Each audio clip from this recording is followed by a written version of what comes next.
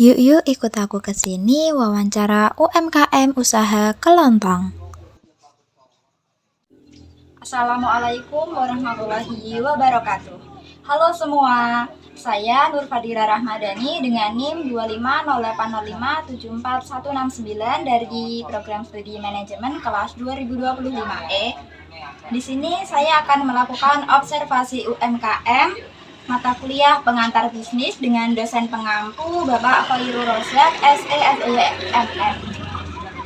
Tujuan observasi ini untuk memahami konsep bisnis, kepemilikan bisnis, manajemen, dan tata kelola usaha. Alasan saya memilih observasi UMKM di dekat rumah saya karena dekat dan saya juga tertarik ingin membuka usaha toko. Jenis usaha yang saya observasi masuk ke dalam UMKM. Usaha toko kelontong ini awalnya dibangun karena pemilik ingin bisa kerja sambil mengurus anak dan rumah. Jadi dibangunlah toko ini agar beliau tidak perlu bekerja jauh dari rumah. Toko ini menyediakan semua kebutuhan yang banyak dicari oleh masyarakat sekitar. Aneka jenis jajanannya sangat beragam. Jadi kalian nggak perlu bingung deh kalau lagi gabut, nggak punya teman ngemil, beli aja di sini. Konsep bisnis toko kelontong adalah usaha retail tradisional yang menjual berbagai kebutuhan sehari-hari seperti sembako, minuman, hingga perlengkapan rumah tangga di lokasi yang mudah dijangkau oleh masyarakat, biasanya di area permukiman. Konsep ini menekankan kenyamanan dan kedekatan dengan pelanggan.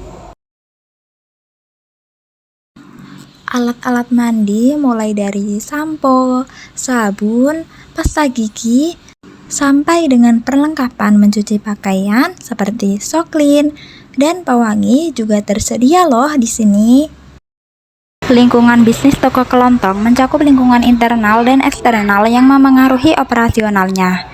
Lingkungan internal toko ini meliputi aspek kepemilikan perseorangan serta operasional harian seperti pemilihan produk dan manajemen stok. Lingkungan eksternal meliputi faktor sosial ekonomi seperti kedekatan dengan konsumen dan harga yang kompetitif serta persaingan dari minimarket. Karakteristik UMKM toko kelontong mencakup fokus pada kebutuhan pokok, modal terbatas, skala kecil, dan pengelolaan mandiri. Biasanya memiliki administrasi yang sederhana dan belum terstruktur, bahkan keuangan pribadi dan usaha seringkali masih tercampur. Bentuk kepemilikan bisnis perorangan, kelebihannya bisa mengontrol penuh bisnis dan mendapat laba sepenuhnya. Kelemahannya, tanggung jawab pemilik menjadi tidak terbatas, juga adanya keterbatasan modal. Baik, di sini saya akan melakukan wawancara langsung dengan pemilik toko kelontong ini. Sebenarnya boleh perkenalkan dulu, Bu, namanya siapa? Namanya Ibu Tumina. Baik, Ibu, boleh tanya-tanya sebentar ya? Toko Ibu ini sudah berdiri sejak kapan? Kira-kira 2011 2012. Sudah lama ya Ibu, berarti sudah sekitar 13 tahunan ya. Kalau boleh tahu, ini toko milik perseorangan, kelompok, atau keluarga, Bu? Milik sendiri. Apa aja yang Ibu jual di toko ini? Ya, jajanan, sembako, sayuran, rokok, pulsa.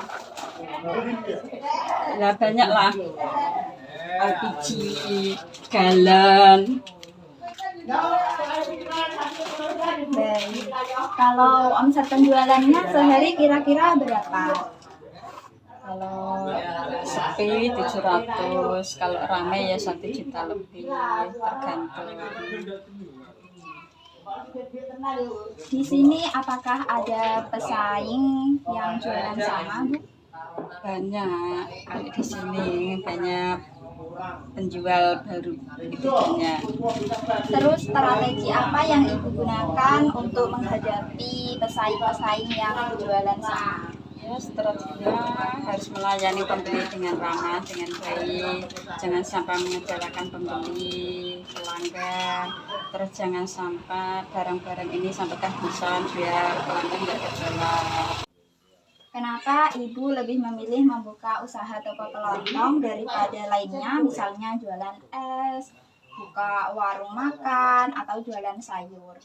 Ya kalau jualan gini kan nggak ribet ya. Kalau nggak habis besok bisa jual lagi. Kalau makanan kan kadang punya risiko basi. Kalau ini kan setiap hari dibutuhkan sama pelanggan, sama setiap orang membutuhkan bahan pokok buat makan. Itu kan tiap hari dibutuhkan. Kayak telur, beras, gula, minyak itu kan dibutuhkan setiap orang setiap hari.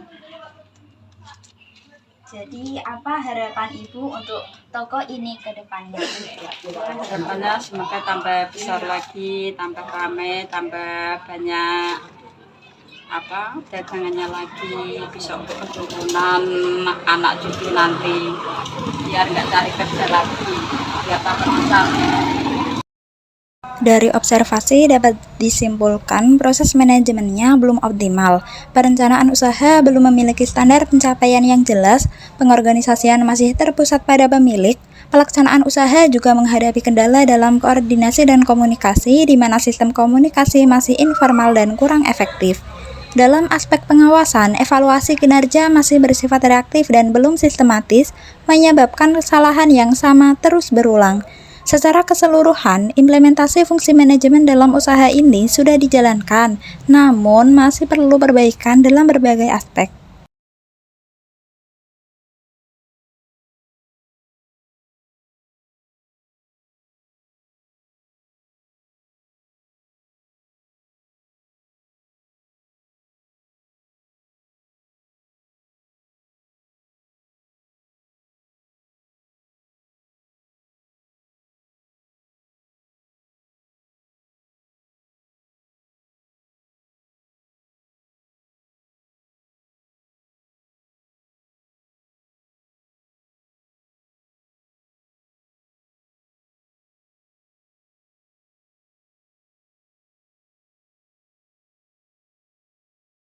Gak heran lagi kalau barangnya emang selengkap itu, karena lokasinya juga strategis, dekat dengan rumah-rumah warga.